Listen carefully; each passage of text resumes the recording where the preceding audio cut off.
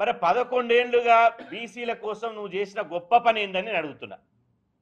నరేంద్ర మోదీ గారు బీసీల కోసం చేసిన గొప్ప పని ఏంది? ఏమీ లేదు.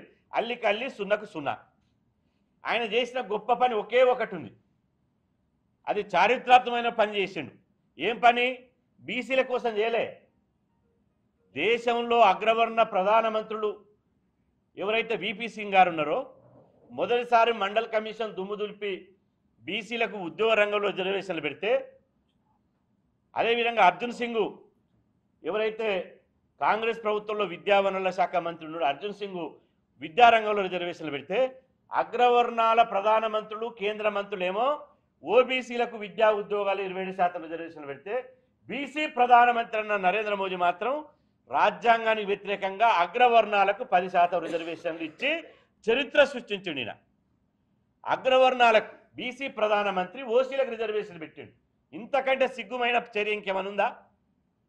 ఇవాళ మళ్ళీ అసెంబ్లీలో బిల్లును అడ్డుకున్నాడు, రాష్ట్రపతి ద్వారా అడ్డుకున్నారని చెప్పి కాంగ్రెస్ ప్రభుత్వం మేము పోరాటం చేస్తే, మళ్ళీ రాష్ట్ర అసెంబ్లీలో నిన్నగాక మొన్న ప్రత్యేకంగా ఒకరోజు అసెంబ్లీ సమావేశం ఏర్పాటు చేసి మళ్ళీ గతంలో బీఆర్ఎస్ ప్రభుత్వం ఏదైతే బీసీ రిజర్వేషన్లు, బీసీ ఎస్సీ ఎస్టీ సామాజిక రిజర్వేషన్లు 50% పరిమితి దాటొద్దని చెప్పి ఇవాళ పంచాయతీరాజ్ చట్టం సెక్షన్ 285A ప్రకారం 50% పరిమితి దాటొద్దని చెప్పి ఒక గుదిబండ తయారు చేసిందో, ఆ గుదిబండను బండకేసి కొట్టడానికి, ఆ పరిమితిని ఎత్తివేయడానికి రాష్ట్ర ప్రభుత్వం నిన్నగాక మొన్న అసెంబ్లీలో ఇలా ఒక చట్టాన్ని చేసింది.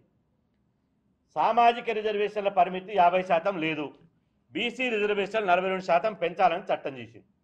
అది పంపించి గవర్నర్ గారు పంపించి కూడా 2 రోజులు అయింది. అఖిలపక్షంని వీళ్ళు బీజేపీ వాళ్ళు బీఆర్ఎస్ వాళ్ళు ఏమంటారు? కాంగ్రెస్ వాళ్ళని అఖిలపక్షాన్ని తీసుకొని ప్రధానమంత్రి దగ్గరికి వండి అంటారు. ప్రధానమంత్రి గారు టైం ఇయ్యడు. తెలంగాణ నుంచి బీసీ రిజర్వేషన్ల మీద వచ్చి కలుస్తామంటే, అఖిలపక్షానికి వచ్చి కలుస్తామంటే ప్రధానమంత్రి సమయం ఇవ్వడు. రాష్ట్రపతిని కలుస్తామంటే రాష్ట్రపతి సమయం ఇవ్వదు. మరి చివరికి గవర్నర్ గారిని కలిశారు అఖిలపక్షం నుంచి. కాంగ్రెస్ పోయింది, సిపిఐ పోయింది, బీఆర్ఎస్ పోయింది. మరి బీజేపీ వాళ్ళు ఎందుకు గెలవలే గవర్నర్ని? అసెంబ్లీలో బిల్లుకు మద్దతు తెలిపినప్పుడు గవర్నర్ని కలిసి బీసీ బిడ్డల భవిష్యత్ ఏంది, వాళ్ళ రాజకీయ పరిస్థితి ఏంది, మేము మద్దతు ఇచ్చినామని బీజేపీ వాళ్ళు కలవాలి కదా.